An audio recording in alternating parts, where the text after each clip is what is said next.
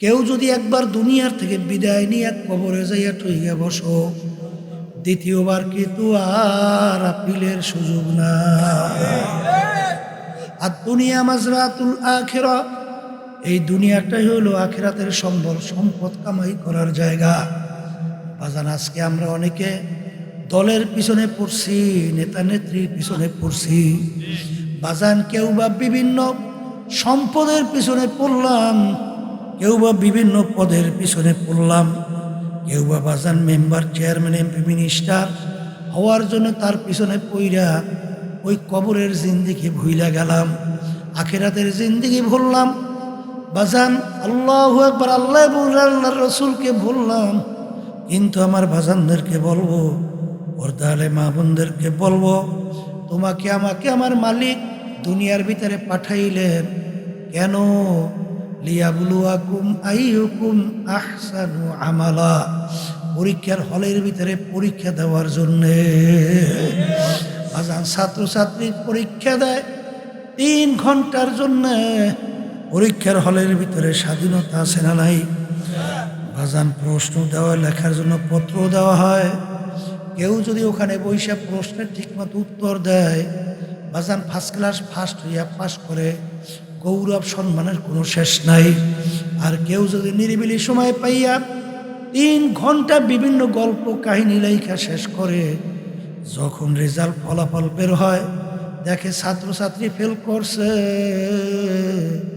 হাসি তো দূরের কথা, ঘরের কোনায় দরজার ভিতরে আটকাইয়া রুমের ভিতরে কান্দে, আর মুখ দেখাইতে লজ্জা পায়। কিন্তু যত আফসোস করে, আর কিন্তু সেই সুযোগ পাওয়া যায় না। ঠিক আমার বাজানদেরকে বলবো, পর্দালে মা বোনদেরকে বলবো, আজকে চক্ষু খোলা দুনিয়ায় স্বাধীনতার ভিতরে আমার মালিক তোমাকে আমাকে স্বাধীনতা দান করলেন। আম হিল হুম রুয়াইদা, তোমাদেরকে আমি স্বাধীনতা দান করলাম কেন? লিয়াবলুয়াকুম আইয়ুকুম আহসানু আমালা, পরীক্ষা করার জন্যে। কে আমার হুকুম অনুযায়ী চলো, কে আমার হুকুমের বিরুদ্ধাচরণ করো। এই পরীক্ষার জন্যে তোমাদেরকে আমি স্বাধীনতা দান করলাম। যদি স্বাধীনতা না থাকে, পরীক্ষা করা যায় না। কিন্তু মনে রাখিও, পরীক্ষার হলের মধ্যে আমার মালিক কাউকে কিছু বলবে না। বলবে? আমি মালিক কিন্তু তাকাইয়া তাকাইয়া দেখি আমার খলিল ইব্রাহিমকে নমরুদ আগুনের ভিতরে ফেলাইছে। আরে আমি দেখাও, আমি সহ্য করলাম, পরীক্ষার হলের ভিতরে আমি কিছু বলবো না। আরে আমি তাকাইয়া তাকাইয়া দেখি, আরে ফেরাউন বনিয়ে ছেলে সমস্ত ছেলেগুলা ধইরা ধইরা জবাই করছে। আমি সব তাকাইয়া তাকাইয়া দেখি, আমি পরীক্ষার হলের ভিতরে ওদেরকে কিছু বলবো না। খোদাই পর্যন্ত দাবি করলো, কত কিছু করলো। আমার আসিয়াকে গরম টকবক করা তৈলের ভিতরে ফেলাইয়া কই মাছের মতো ভাজা করলো। আমি মালিক তাকাইয়া তাকাইয়া দেখি, আমি মালিক স্বাধীনতার ভিতরে পরীক্ষার হলে কিছু বলবো না। আরে আমি তাকাইয়া দেখি, আরে সাদ্দাত আমার সঙ্গে চ্যালেঞ্জ করলো, দুনিয়ার ভিতরে ওর কথিত বেহেশত তৈরি করলো, আমার বেহেশতে যাবে না। সাদ্দাতকে আমি তাকাইয়া তাকাইয়া দেখি, আমি পরীক্ষার হলের ভিতরে আমি ওকে কিছু বলি নাই। কিন্তু মনে রাখিও, আরে আজরাইল সালাতু ওয়াস সালামকে মালিক হুকুম করলো, আজরাইল সাদ্দাত বেহেশত ওর এক নজর দেখতে না পারে। সাদ্দাত বেহেশত কমপ্লিট দেখার জন্য যখন দলে বলে গেল, যাইয়া দেখে বেহেশতের দরজায় বুড়া দাঁড়াইয়া আছে। সাদ্দাত রাগ হইয়া বলে, বুড়াটাকে, বুড়াটা বেহেশতের দরজায় কেন, তোমরা কি করছো? বুড়া ডাক দিয়ে বলে, সাদ্দাত রে, আমি আজরাইল আসছি তোর জান কবজ করার জন্য। শোনার সঙ্গে সঙ্গে সাদ্দাতের শরীরের ভিতরে কম্পন শুরু হয়ে গেল। ডাক দিয়ে বলে, ভাই আজরাইল, বড় শখ করে বেহেশত তৈরি করলাম, একটা নজর দেখার সুযোগ দাও। আজরাইল সালাতু ওয়াস সালাম কথার কথা বলল, ওরে খবির,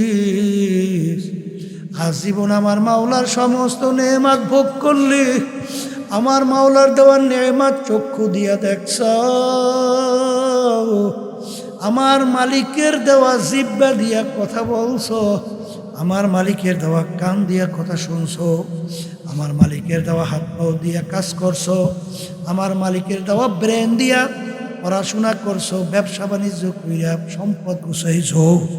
ওরে খবিস, আমার মালিকের দেওয়া নেয়ামত চক্ষু, আজকেও প্রায় 2 জন অন্ধ মানুষ আমার সঙ্গে দেখা করলো।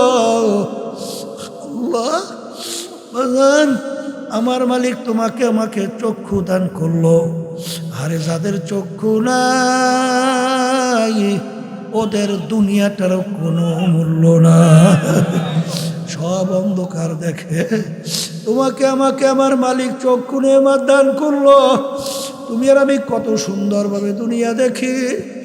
এ দুনিয়াদার পাগল আমার বাবারা, আমার মালিক যদি তোমাকে আমাকে তার নেয়ামত চক্ষু না দান করতো, তাম দুনিয়ার সমস্ত দলের নেতা নেত্রী, সমস্ত সম্পদ একত্রিত কইরাও তোমার আমার চক্ষু ফেরত দেওয়া কোনোদিন সম্ভব ছিল না।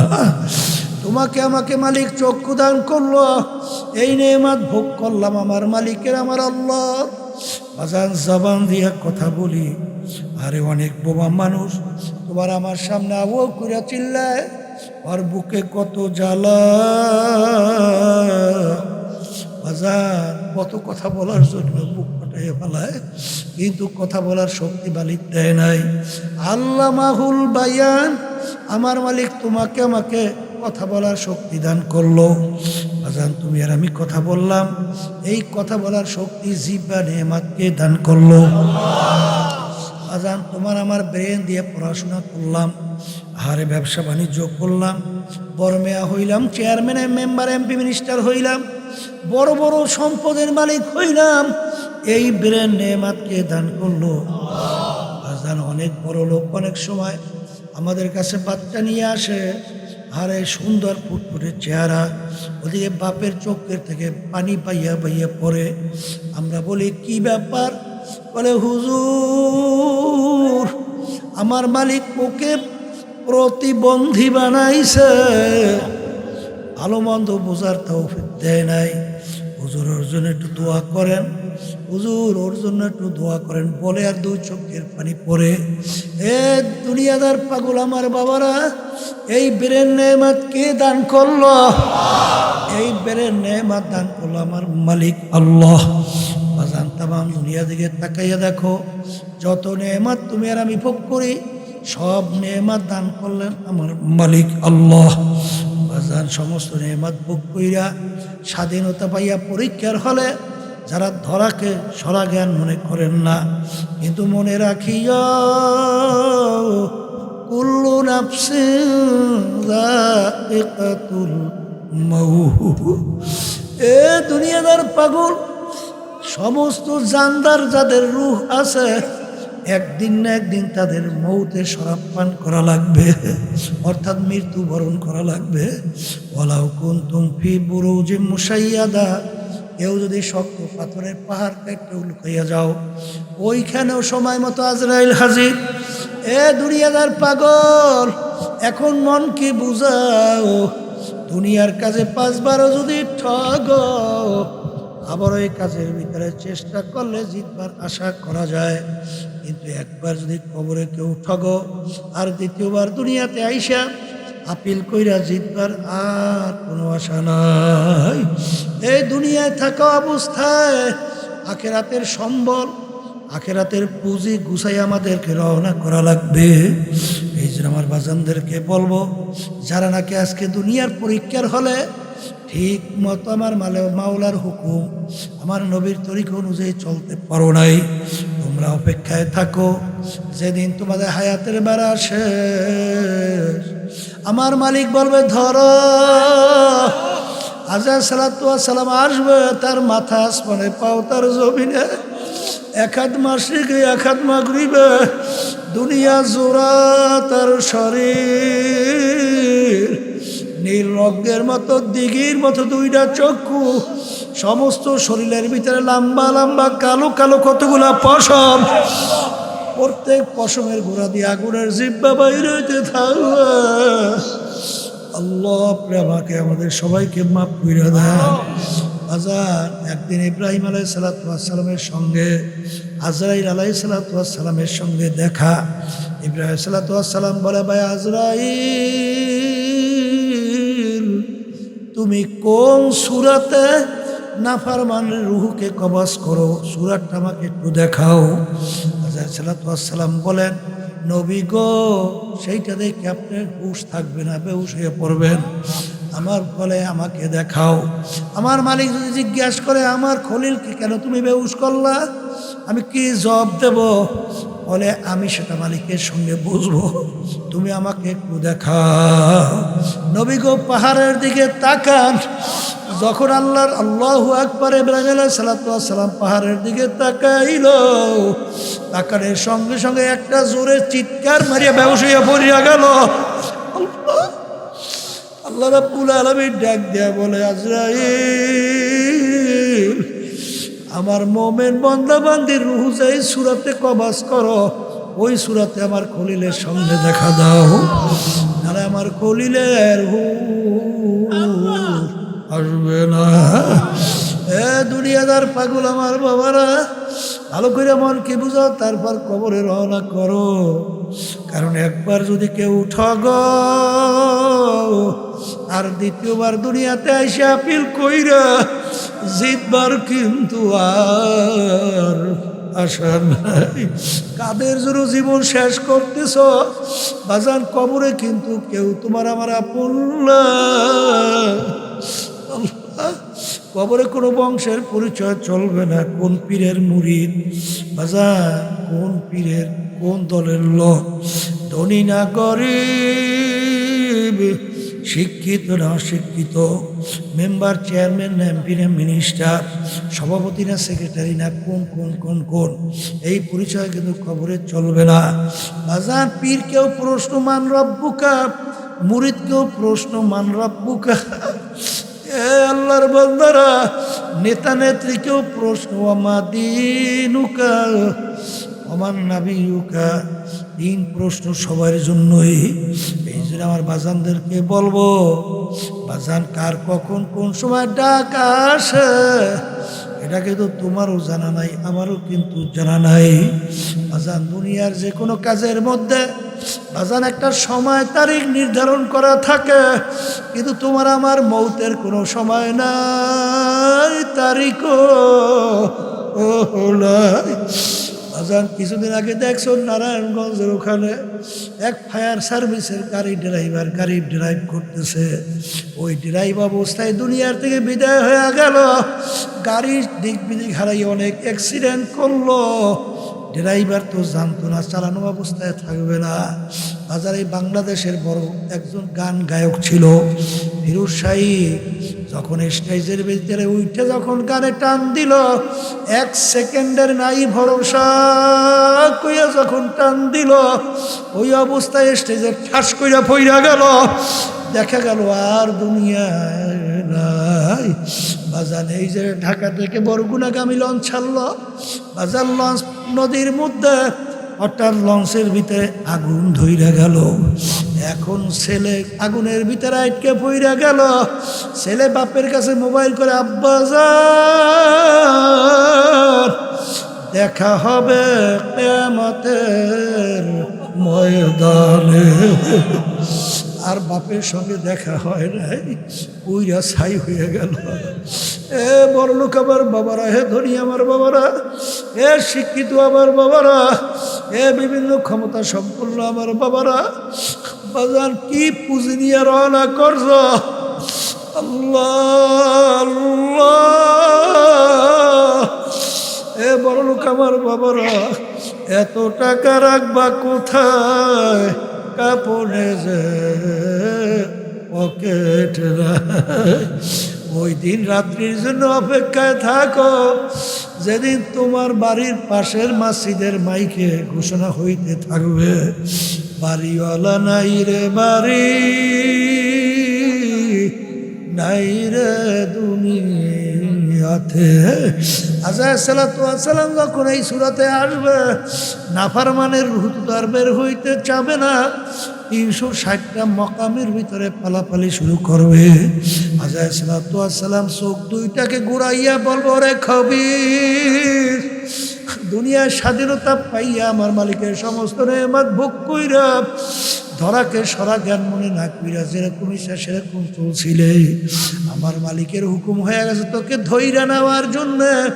এই কথা বইলে যখন রুহটাকে খপ কইরা ধরবে, ধইরা যখন টান মারবে, কলিজার রগগুলা সেইরা সেইরা নিয়ে চইলা যাবে। এখন দুনিয়ার দিকে তাকাইয়া দেখো, কই তোমার আব্বা, কই তোমার স্ত্রী, কই তোমার সন্তান, কই তোমার আত্মীয় স্বজন, কই এখন তার কেউ তোমার আপন নাই। কাজের জন্য জীবন শেষ করতেছ। ফরিদপুর শুনছিলাম এক বড় লোক মারা যাওয়ার পরে যত অন্ধকার হয়ে আসতেছে, ঘরের ভিতর থেকে ডাক দিয়া বলে তাকে রাত্রে ঘরে রাখা যাবে না। আরে মরা লাশতেই কে বাচ্চারা ভয় পাইবে। বাজান মসজিদের ভিতর থেকে খাট বের কইরা খাটের ভিতরে উঠাইয়া সারা রাত্র মসজিদের বারান্দায় ফেলাইয়া রাখছে। ওর কষ্টের কামাই করা টাকার বাড়ি তাকে জায়গা দেয় না। ও মুসাফির বান্দ গাঠুরে বহুদূরে ঠিকানা, আজ ভিজানা কাল ভিজানা কবর আখের ঠিকানা। এমন ঘরে থাকতে হবে যেই ঘরে নাই বাতি, এমন ঘরে থাকতে হবে যেই ঘরে নাই সাথী।